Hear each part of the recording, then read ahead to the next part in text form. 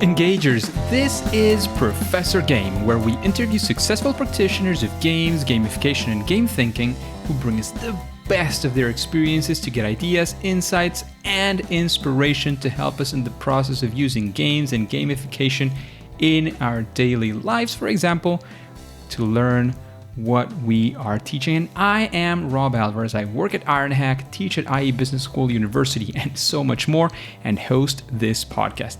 If you have an extra second, please go ahead and subscribe for free to our email list at professorgame.com/subscribe. Hey, Engagers, welcome back to another episode of the Professor Game podcast. And we have with us a repeat guest, a very special one because he was guest number one of the podcast, episode 1. Yukai Chou is back. So Yukai, once again, are you prepared to engage? Of course I am. Let's do this because, as you know, if you want to go for, the full episode where we discuss everything that Yukai has done, well, probably not everything, all of his, difficult moments, his methodology, discussing Octalysis in more detail, all of those things, you can go to episode 1. So episode 1 of Professor Game Podcast. We also have another episode where we discuss one of his latest frameworks called Remote, which came about in the time of COVID, very timely to be able to share all of these things. But as you know, he is the original creator of the Octalysis Framework, the author of Actionable Gamification, president of the Octalysis Group, founder of Octalysis Prime, a Gamified Mentorship Platform, which we will be discussing today, and is a speaker, a lecturer on gamification. He does all sorts of things around gamification, so he is a perfect guest for the podcast. So, Yukai, is there anything you want to highlight before we dive right in? No, I think you gave a very nice summary of everything I'm doing, and hopefully what we talk about today will live up to that reputation.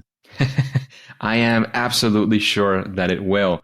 So Yukai, let's start right off because, we've many people, tons of people, millions of people potentially know what Octalysis is. In fact, my current students at the MCXI know what the Octalysis is. I registered them so that they went through your email course so that they knew about it and we could discuss it further in class.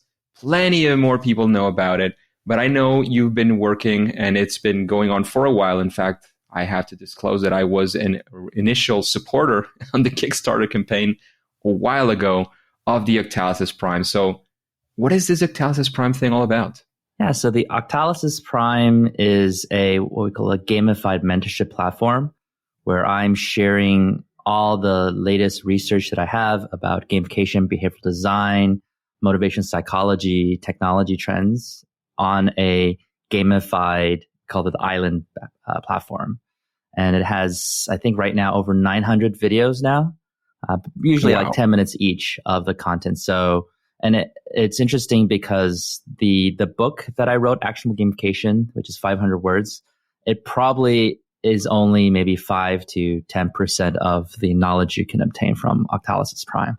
Wow, that is a ton. 900 videos of 10 minutes. We were discussing that we're over 200 episodes on the podcast. Well, that's quite an impressive number of videos. And I'm guessing that many of the videos that you created throughout all the years that you've been doing this are included there. So everything that you've done is somehow included there. Is that right? Yeah. Now, if you break your interviews down to 10-minute chunks, you'll probably reach or exceed that number too. So we cheated a bit by breaking into smaller chunks.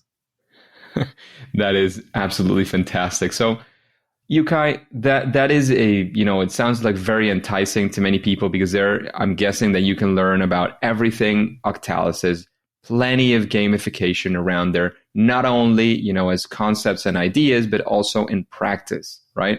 So why did you go ahead and create the Octalysis Prime? Because, they say that when people write a book, the best situation is you write a book when you can't not write it. It's like, I got all these things and I got to put it in a book. So I write it because I have to, in a way. So that is kind of I don't know if that was your case or not. We can go through that if you want. But why did you then go ahead to this huge expansion into Octalysis Prime? Well, the interesting thing is I wrote my book because people keep asking, when is my book coming out? But I started off as I've always been an entrepreneur, but I blogged on the side. And I blogged about the Octalysis Framework. And then people start saying, hey, Yuka, when's your book coming out? When's your book coming out? And people have been asking that for 2 years. And then I'm like, maybe I should start writing a book. So it's almost like you said, I felt like I had to write a book, but it's for a different reason.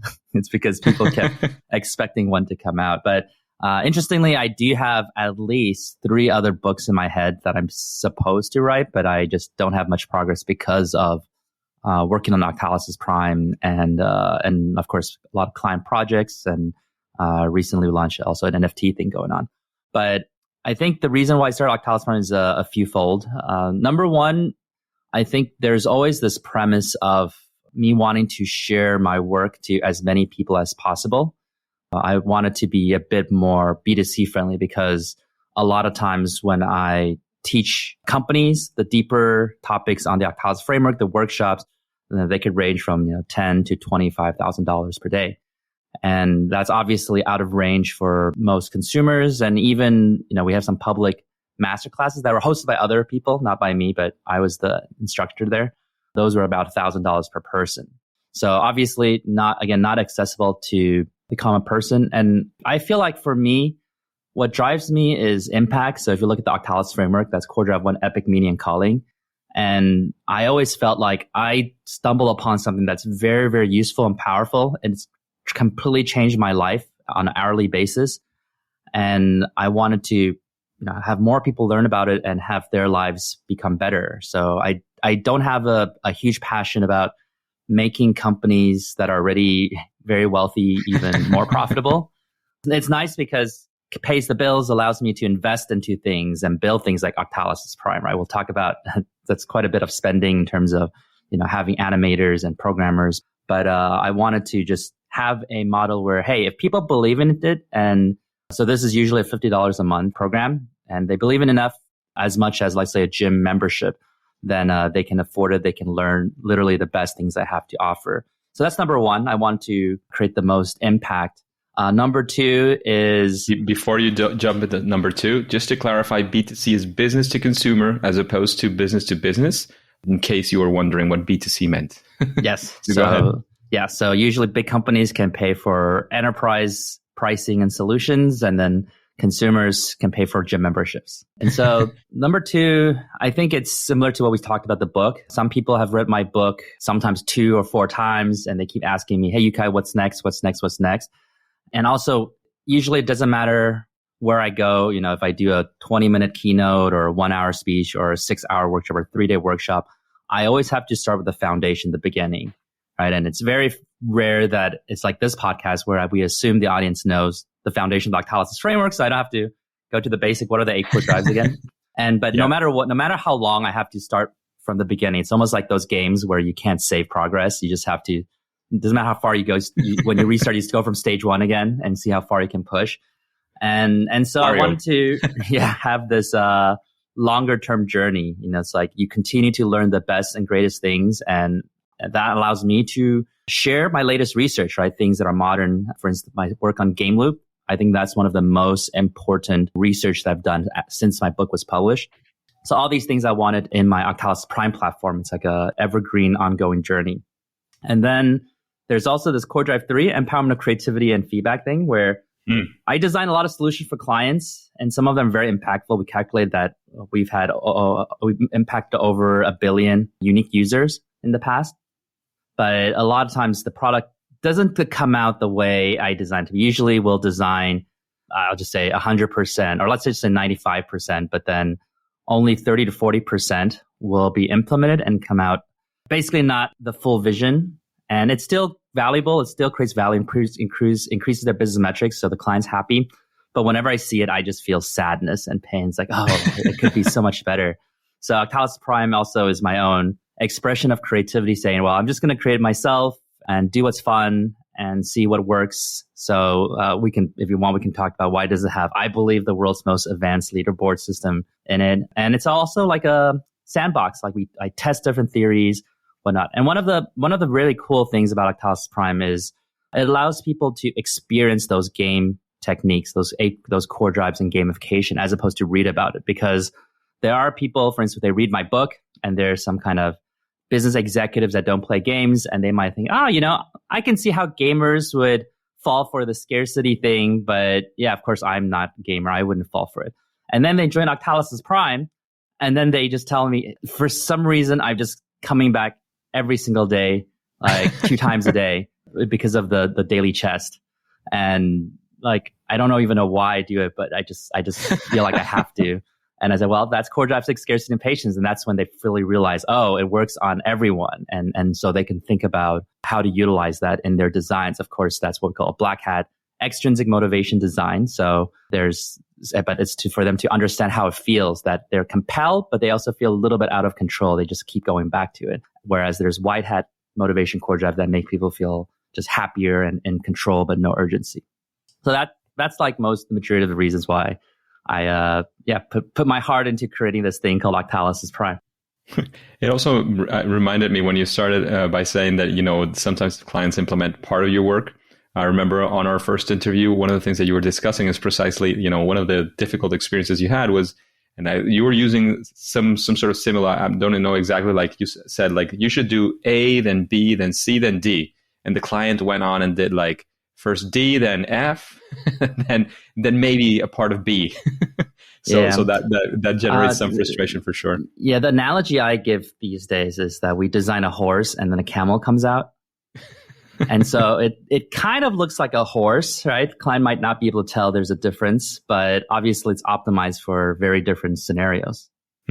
That's great. So I'm guessing that these days the way you continue to approach this is giving them sort of the way they should implement, and they have to do the implementation themselves, right? It depends on the package they sign up for. So we have our full design structure, which usually between like $100,000 to $200,000. But then there's the ongoing instructional consulting, so monthly retainer.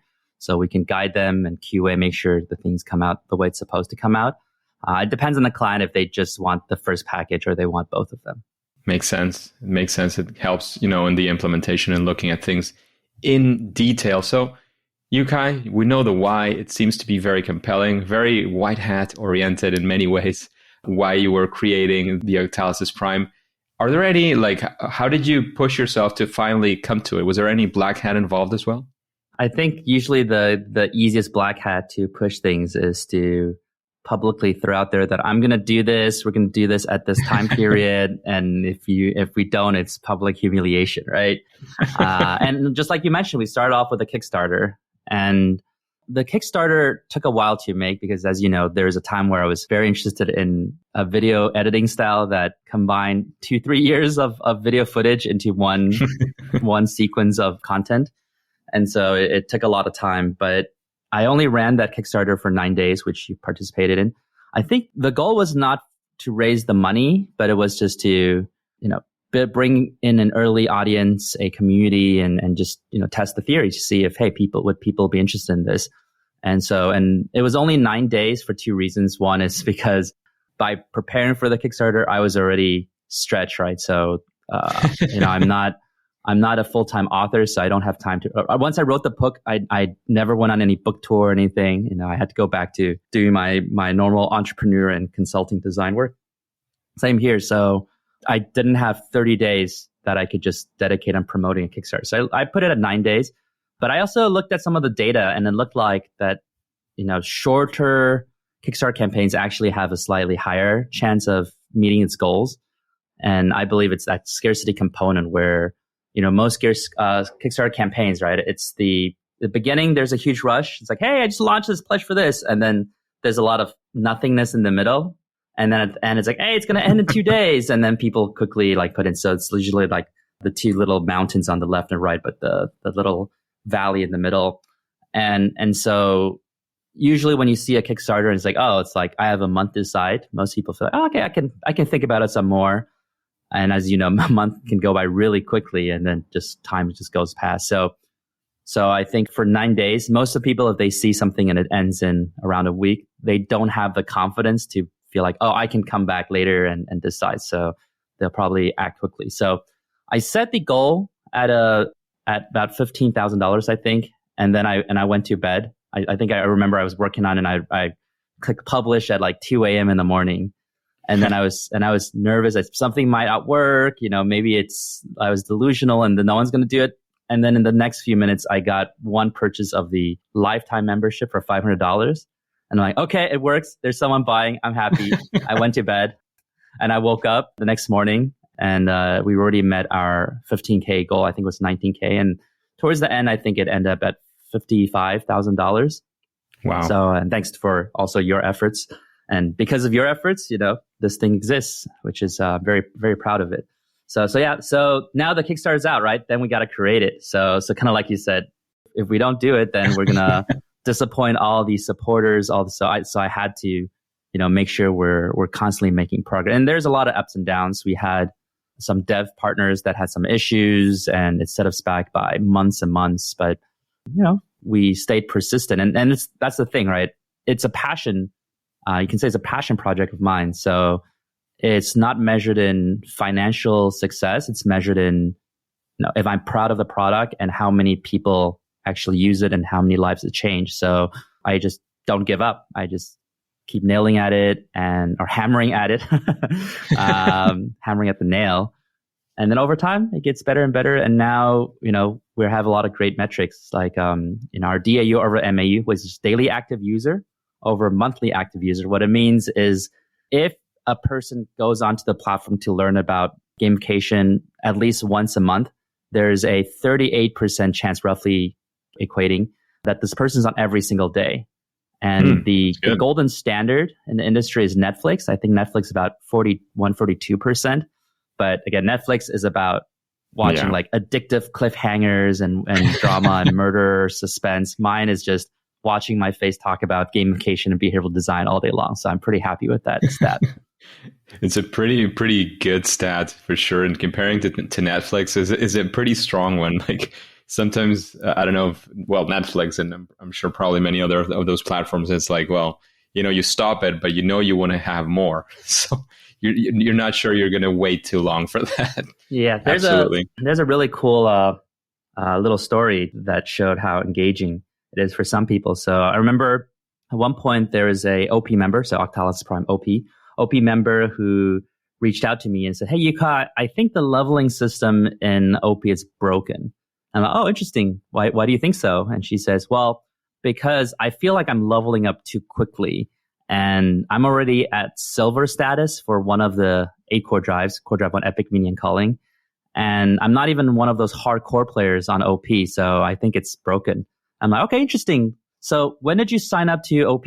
And she's, I think about 15, 16 months ago. And I said, "Okay, so how often do you use OP? How often do you come on?" She says, "Well, at least I'll make sure I come onto OP twice a day for the daily chess and capturing the Geomon questions and answering those gamification questions.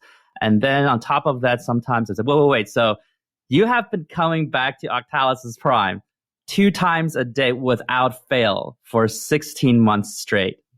And you think you're leveling too fast." And she's like, "Yeah, I guess." And I said, "Yeah, and silver status is like, there's 6 status. So there's blue, orange, purple, silver, gold, and black, right?" So she's like 4 out of 6. So I think, hey, I think silver status, you're at a good place. I think that's about right. I think it's not broken, right? But that just talks about how people who are engaged are really engaged. And the funny thing is, she doesn't think she's one of those hardcore users, because there's people who are definitely more hardcore than her on OP.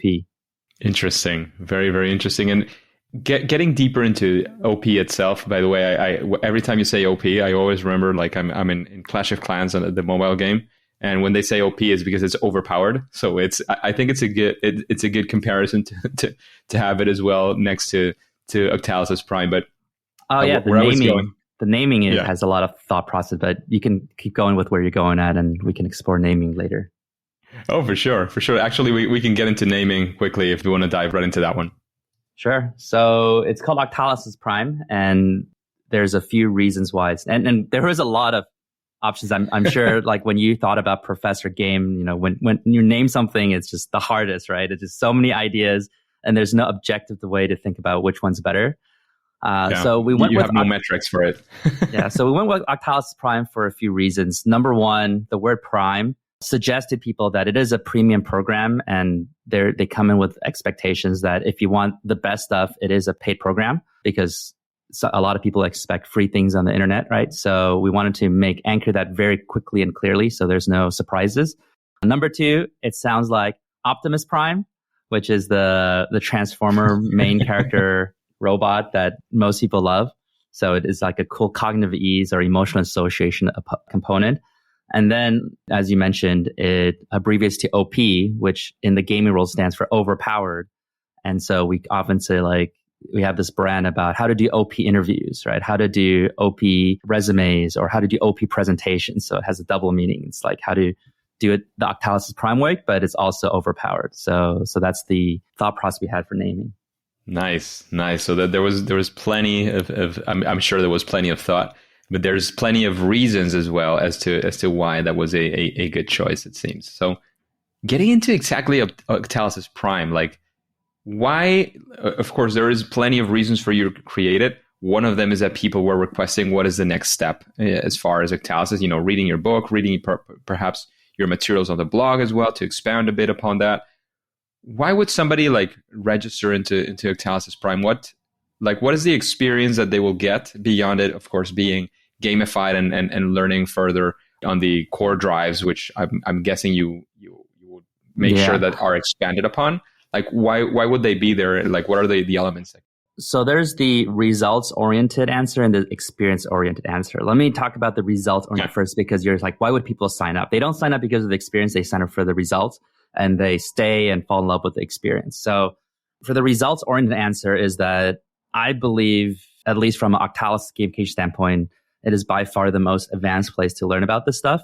And in the island, I'll regularly call Octalysis Prime the island, there's a variety. I think besides the 900 videos, there's the weekly life coaching sessions where I talk to OP members live, answer their questions. Some of them literally show me their spreadsheets or their work or even apology letters that they're writing. And I just help them improve them through the 8 core drive knowledge. And as you know, companies usually pay a pretty hefty price for that level of consulting, but I'm making myself available like office hours to help members. So that's valuable. We host design challenges. So I always believe that, a great student can regurgitate everything that's taught, but an expert can apply it to any new scenario that's never seen before. So we host design challenges and OP members can apply that knowledge to do our 5-step design process and test their skills, and they get feedback, whatnot. And interestingly, so my consulting company, the Octalysis Group, right? And like I said, we do consulting design for clients. The projects we do, we charge $100,000, $200,000 each. 70 or 80% of the people we recruited in the company are from Octalysis Prime. And that's not a bias, like we purposely choose these people. It's because we also recruit through these design challenges. And it just turns out that the OP members are the best trained people and they know the knowledge the best. They apply the 8 core drives, they do the strategy dashboard. And so we end up recruiting them the most. So, that's I think, concretely, that speaks about the value of OP. It's really not just, hey, here's some stuff that's nice to learn. It's like, if you learn this stuff well, you're good enough for me to hire you and put you in front of my client, maybe just by yourself, even without me, and charge $100,000 for the value you've learned from OP, right? And so I think no matter what, that's very concrete value. If you don't join Octalysis Prime, or if you don't join Octalysis Group, that knowledge still stays with you. You can do whatever you want with it. You can, if you learn it as well as others, you can potentially charge $100,000 for that same level of knowledge. Yeah, and in fact, remember I said, I host these workshops and master classes that people pay thousands of dollars. I literally just put them in Octalysis Prime. So all of that stuff, thousands of dollars that you pay elsewhere is, including that $50 a month membership. Yeah, and sometimes I'm a little bit afraid that clients will just see that and be like, oh, why are we paying for all this consulting when we can just sign up for OP for $50 a month? We could be saving $100,000 or whatever, right? Or $20,000 a month, whatever. So sometimes I'm a little worried about that, but I do feel like that has happened before. Like someone just wanted to hire us, but then saw OP and they just did OP. But again, it's a passion project, right? It's the impact I want in the world. So I feel like it is worth that sacrifice as long as people are learning. So again, that's the concrete value I think people can get out of it. It's literally what I believe is the best thing I can offer to elevate people's lives using this knowledge that I've accumulated through my life. Now the experience part, that's the fun thing. So I talk about it being an island, right? So you go onto this island and there's a variety of things do, but the core activity is to watch videos. Each video, there are 8 core drives assigned to it. So depending on the content. So some core drives teach you more about epic meaning and calling, core drive 1, some about core drive 7, unpredictable curiosity. As you watch these videos, you will level up your variety of core drives. And as you level them up, you'll unlock specific powers based on those core drives. So let's say every day you go on, you can open a daily chess, once a day. But then if you level up your core drive 7, unpredictability and curiosity, that allows you to play the mystery box game more. So you can open it twice a day as opposed to once a day. And if you level up your core drive for ownership and possession, you get 40% more Chou coins when you open the chest. So these are synergetic power-ups, right? You open more, and you get more per chest. And then later on, if you level up your core drive for ownership possession even more, you get this power called compound interest, which is the Chou coins you don't spend. Every 2 weeks, it generates 5% more. And now it creates a bit of strategy. Some people's like, oh, should I spend coins to buy potions or to level up faster or get money faster? Or should I just keep it in my bank so I can accumulate compound interest? And, there's also a core drive 1 epic meaning and calling power up called Playboy Philanthropist, which is, it's an on and on button. If you turn it on, basically your compound interest that generates every 2 weeks, you can say 10% of it goes to all the other members in the island. So you're donating that. So that's just one mechanic with the chest, right? And there's the other thing that everyone loves, which is capturing geomons. So back in the day, and I write about this in my book, there's this game called Geomon, and it's kind of like Pokemon Go. Like 5 years before Pokemon Go, there's a bunch of monsters you can capture depending on the location, etc. And that company got bought by Yahoo, and Yahoo acquired their team, and the CEO retained the IP. I was an advisor for the company, so the CEO said, yeah, I can use that IP. So I take those geomons and I deploy it in the island. So every time you go on the island, there's like, let's say a 30% chance you'll find hidden in some corner, there's this little creature. And you click on it, it'll ask you a gamification design question. Like, oh, a company has this problem. Which game design technique could solve it? And then if you answer right, you capture that geomon. And that becomes your game design collection in your album. So, we have 180 game design techniques so far. And so there's a lot of these geomons you can capture. If you answered incorrectly, it just runs away. There's a power up with a core drive 8 loss and avoidance that's called second chance, which means if you fail, it gives you a second chance. So like all these power ups are related to the core drive, right? And there's different tiers. There's 5 tiers. There's a common, rare, epic, mystical, and legendary. So for a mystical to appear, there's only a 1% chance that it'll appear on the island. And then for every time period, which is 2 times a day, there's a power up that makes it 3 times a day. And then for legendary, it's 0.2%. So a lot of OP members have their stories about one day they found a mystical geomon and they're so excited and they saw the question and answered it incorrectly and the geomon ran away. And then 2 years later, they still talk about that heartbreak. And they're like, it's because I didn't learn my gamification enough. I have to watch more Yukai videos to prevent this from ever happening again. So yeah, there's a variety of things on the island. The geomons, we had an endgame mechanic where you can fight a Hydra, which is a 9-head monster with all these questions too. And you'll actually lose geomons as you fight the Hydra, even if you get it right. The Hydra, you'll defeat a head, but your geomons be destroyed. So that's controlling a bit of that scarcity. But mysticals or legendaries never die. Legendaries, they have to go to rest for 20 days, but they never die. So yeah, there's just a variety of fun game mechanics that's all about learning gamification and applying your knowledge. It sounds absolutely fantastic. And I'm sure, as you were mentioning, the people who sign up, they sign up for, what they can get out of it. Maybe you want to start your career at Octalysis, the Octalysis group. So it could be a good enticement, a good kickoff start to start learning so much that, Yukai and the Octalysis group are willing to hire you for that huge value. Or, you want to start your own practice using gamification, using these game mechanics and potentially charge your clients as well. I'm not sure if as much as Octalysis group, because it has all of this, reputation, all these years of experience as well. But, potentially, eventually, maybe you can get to that level as well, with experience and reputation. Yeah, you got to start somewhere. Again, I started researching about gamification in 2003, and then the actual consulting career didn't really take off until, let's say, 2012 or 13. So, everyone starts from somewhere. And Exactly. my goal is that because of OP, and of course, a lot of people's good work, like your podcast, people don't need to take 10 years to get online, right? Hopefully in 1 or 2 years, they can start establishing something. Absolutely. That's part of the idea. That's one of the reasons why we created this podcast as well, to make sure that there is a lot of knowledge accessible as well in another medium, because, videos are great. One of the things about videos is that you have to be like fully focused. Usually you have to be doing that. A good thing about podcasts is every now and then you can also be, which I do it like every day when I'm exercising, I'm listening to a podcast. Maybe you're washing your dishes and you can listen to podcasts. Maybe you're, walking to work or driving to work and you can also listen to a podcast. So it's a very accessible medium. And again, just another medium for you to continue your learning, which I enjoyed very much. And that's one of the reasons why I went into podcasting, to help people level up at least a part of it.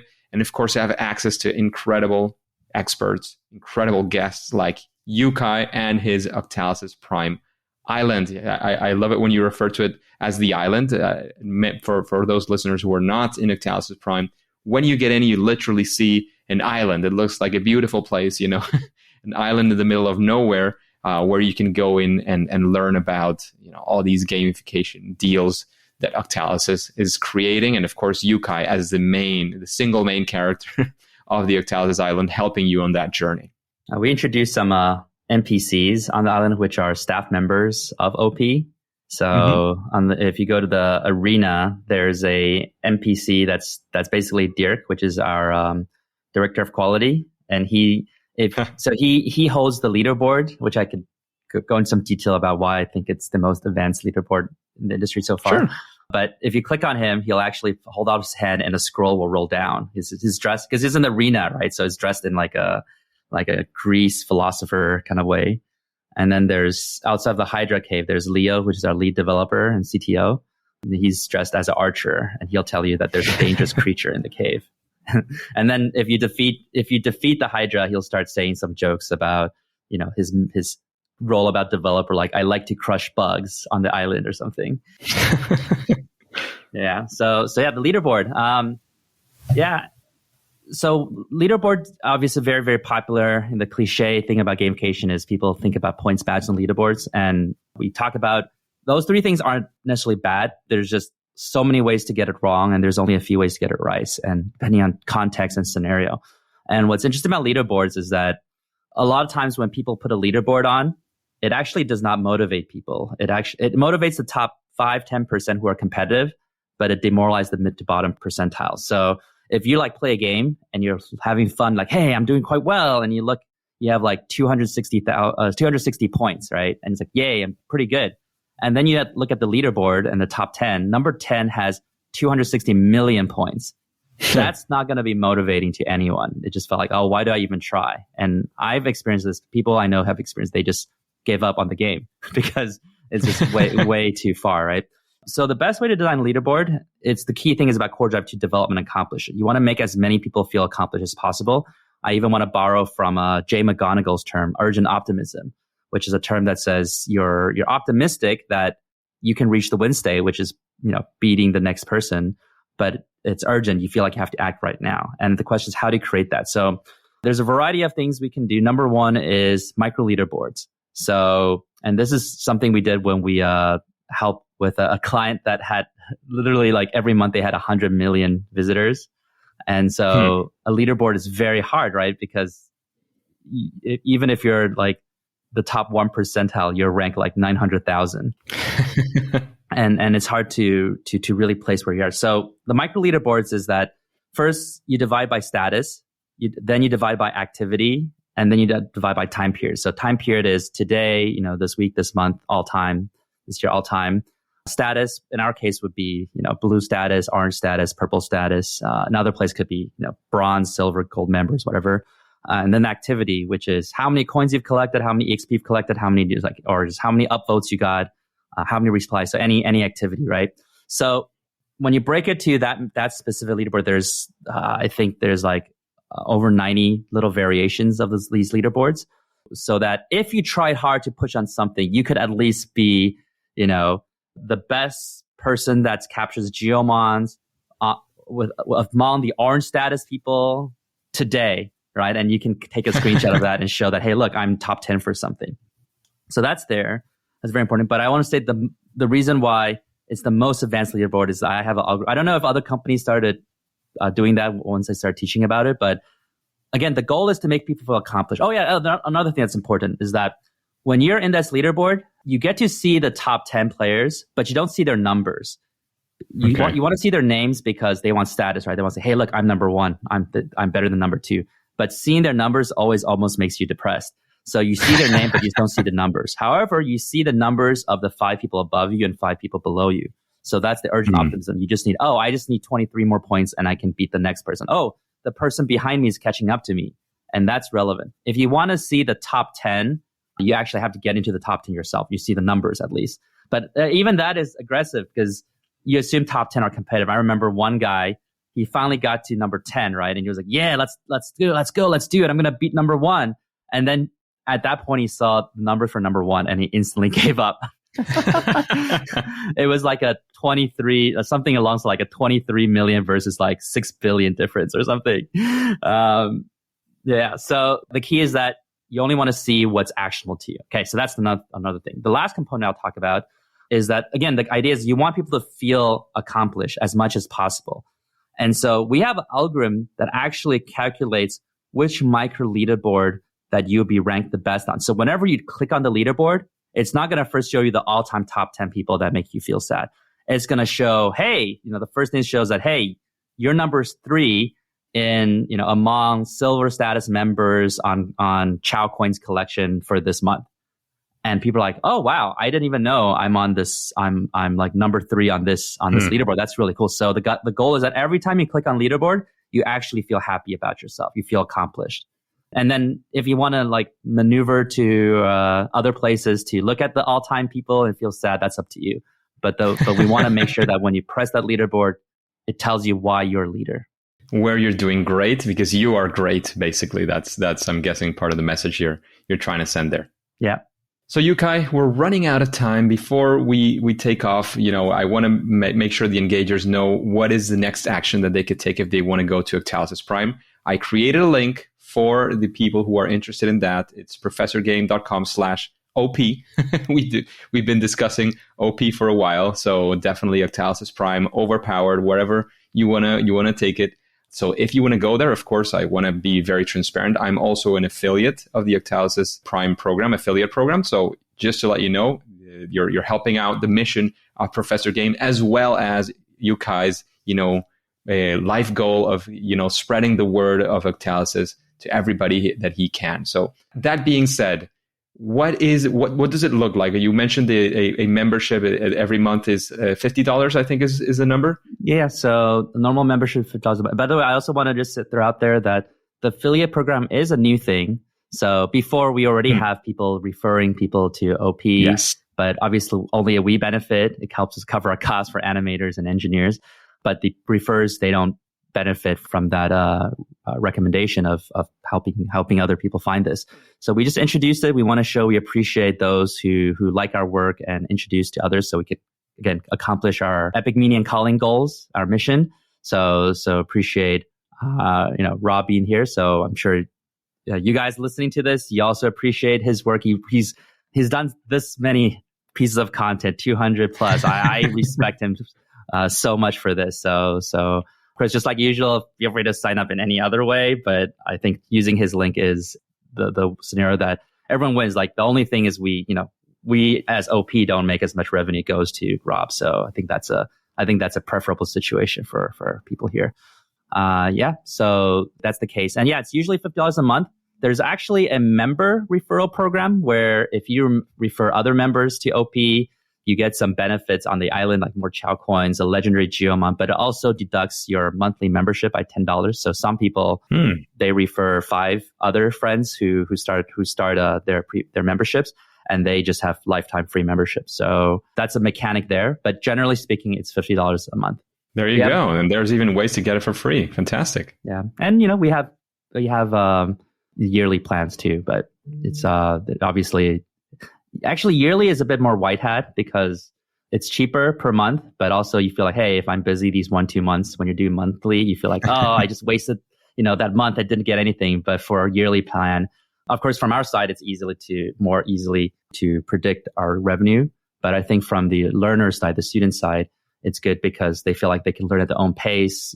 They don't feel guilty if they aren't on for a month or two, because they basically those few months that they're on are free because, they save money from the yearly plan. So people can log in and register and spend, all these months, maybe can they pause their membership and come back 1-2 months later? Is that possible? Yeah, we do have a pausing feature. Fantastic. That's great. So thanks again, Yukai, for all of the work that you do in gamification, for the Octalysis Prime. One quick thing to throw out there is, we also are quite liberal in terms of refunds because I don't believe in collecting any money if I'm not creating excessive value. So we have had people who said, hey, Yukai, I signed up. I loved it at the beginning and then I got really busy. I haven't used it for 4 months. Can I cancel until I'm available? And is it possible I get this refund for 4 months? And we looked at the record. It's true. He hasn't logged in for 4 months. We refunded him $200. So I don't think any gym membership in this world will allow you to do that. But that's, we're really here to try to make people's lives better, not to snatch up people's money as much as we can. So I think I have a reputation out there. So I think if you're interested, you can move ahead with confidence.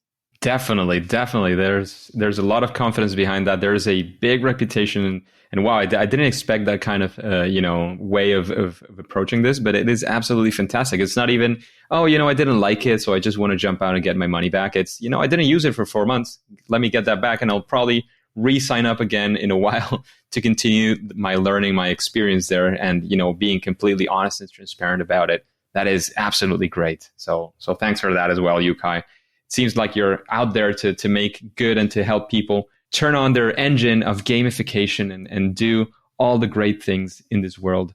However, after mentioning this, letting people know that they can sign up, as you mentioned, through our link on professorgame.com/OP, so Octalysis Prime, professorgame.com/OP, they can be helping us, or they can go directly to the Octalysis Prime Island as well. That is absolutely great. Completely recommend it. I completely refer anybody who would be interested in knowing more about your work would definitely be going there. And I really enjoyed this conversation. I think there is a lot of value, a lot of, explicit and implicit things that you can take from this. So from all the ideas, the concept that Yukai is using on the Octalysis Prime Island and how he came up to it. However, at least for now and for today, it is time to say that it's game over. Game over, man. Engagers, it is fantastic to have you around, and thank you for listening to the Professor Game podcast. If you want more interviews with incredible guests like our very own Yukai, then go to professorgame.com/subscribe and get started on our email list for free. That way we can be in contact and you will be the first to know of any opportunities like Octalysis Prime that we mentioned today that Professor Game might have for you. And remember, before going on to your next mission, before clicking continue, if you haven't, remember to subscribe or follow absolutely for free using your favorite podcast app and listen to the next episode of Professor Game. See you there.